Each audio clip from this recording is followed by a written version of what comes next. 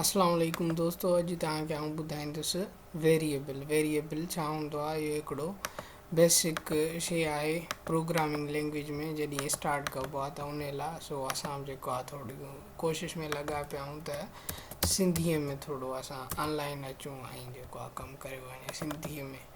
त वेरिएबल छा हूंदो आहे? वेरिएबल ईअं हूंदो आहे त असां हिकिड़े दॿे में का शइ जीअं रखूं था या कंहिं थेलीअ में का शइ दुकानदार खां असां वरिती, उहो असांखे थेलीअ में विझी थो ॾिए। त इहो हिकिड़ो नंढिड़ो एग्ज़ाम्पल आहे त उहो बॉक्स या उहा थेली जेकी आहे उहा आहे वेरिएबल, ऐं उन जे अंदरि जेको सामान पियो आहे उहो आहे वेरिएबल जी डेटा। ठीकु आहे। हाणे प्रोग्रामिंग में वेरिएबल कीअं ठाहिबो आहे उहो थो ॿुधायां। सिंपल वर्ड्स के लैंग्वेजिस हूंदियूं आहिनि, जीअं PHP में ठहंदो आहे $, जेको आहे इहो आइडेंटिफिकेशन आहे पंहिंजो वेरिएबल जी, वेरिएबल ठाहिण जी, या जिते वेरिएबल जो कमु ईंदो उते $, ज़रूरु ईंदी। उन खां पोइ ईंदो वेरिएबल जो वेरिएबल अब छा, वेरिएबल में छा, त उन जो नालो, वेरिएबल जो नालो। ठीकु आहे। त हिन में आउं स्टोर कराइण थो चाहियां पंहिंजो नालो, त हिन खे मूं ॾिनो नेम। हाणे इन नेम में स्टोर छा थो कराइणु चाहियां उहो ॿुधाईंदुसि। हिन खे अॻिते डिफाइन कंदुसि इज़ इक्वल टू, हाणे ही जेके ब्रैकेट्स आहिनि हिननि जे अंदरि आउं लिखंदुसि त आउं छा थो रखणु चाहियां। हिते मूं पंहिंजो नालो लिखियो। ठीकु, ही थी वियो PHP जो कमु। ठीकु आहे। PHP में हीअं थींदो आहे। अच्छा, पाइथन में सिंपल वर्ड्स जी अचो त नेम इज़ इक्वल टू, ऐं हिते असां डिस्क्राइब कंदासीं अवेस। अच्छा, हुन में असां हीअ सेमी कॉलम ॾिनी ही, जेको आहे PHP में हिते कोन ॾींदासीं, पाइथन में इहा ई ख़ासि ॻाल्हि आहे त जेको आहे सेमी कॉलम कोन्हे ऐं कम खे ईअं पंहिंजो चिक पुट।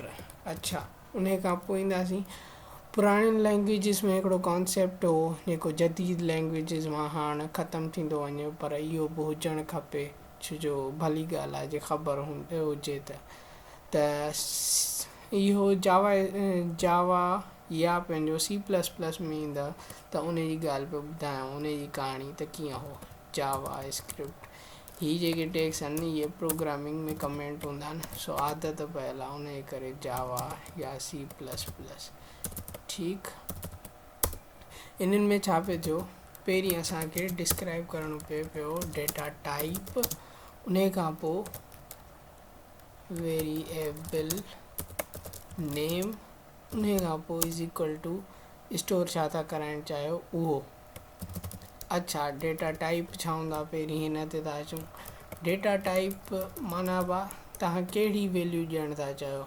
आइदर उहा पंहिंजो जेको आहे लेटर्स में आहे, उहा पंहिंजो जेको आहे काउंटिंग में आहे, इहो डिस्क्राइब करणु इन खे उहे हूंदा आहिनि डेटा टाइप्स। हाणे जीअं सिंपल वर्ड्स असां अचूं था, पहिरियों एग्ज़ाम्पल त पंहिंजो अल्फ़ाबेट में, अल्फ़ाबेट लाइ जेको यूज़ थींदो आहे उहो थींदो आहे कीवर्ड स्ट्रिंग।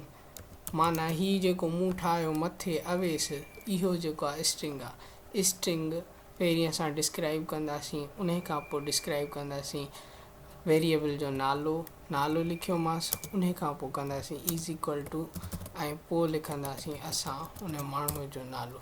ठीकु, ऐं हीअं सेमी कॉलम पुराणी लैंग्वेजिस में आहे ऐं जदीद लैंग्वेजिस मां हाणे आस्ते आस्ते कढंदा वञनि। ठीकु, अच्छा, उन खां पोइ ॿियो मिसाल आयो त असांखे काउंटिंग स्टोर कराइणी आहे, माना नंबर्स स्टोर कराइणा आहिनि। त उन लाइ छा, उन लाइ थींदो आहे यूज़ इंटीजर। त उन जो कीवर्ड आहे INT, इंट, ऐं इन में आउं लिखां पियो पंहिंजो सेल नंबर। सपोज़ कयूं मूंखे डिस्क्राइब करिणो आहे पंहिंजो सेल नंबर, ऐं हिते अचे आउं हिन जे अंदरि डिस्क्राइब कंदुसि त हीअ जेको आहे असां लिखणु शुरू थींदासीं हिते ब्ला जेको बि आहे मुंहिंजो उहो। उन खां अलावा इहे असांजो मेन हूंदा आहिनि। ॿियो करेक्टर हूंदो आहे, माना हिकिड़ी शइ, माना ही हिकिड़ो A आहे, इन खे आउं स्टोर कराइण थो चाहियां, या ही हिकिड़ो W आहे, माना अकेलो लेटर जेको हुजे उहो। ठीकु, उन में इहो रखिणो पवंदो। इन खे आउं कुझु बि ॾियां थो, इन खे ॾियां थो आई इज़ इक्वल टू, इन में जेको करेक्टर डिफाइन कंदासीं उहो।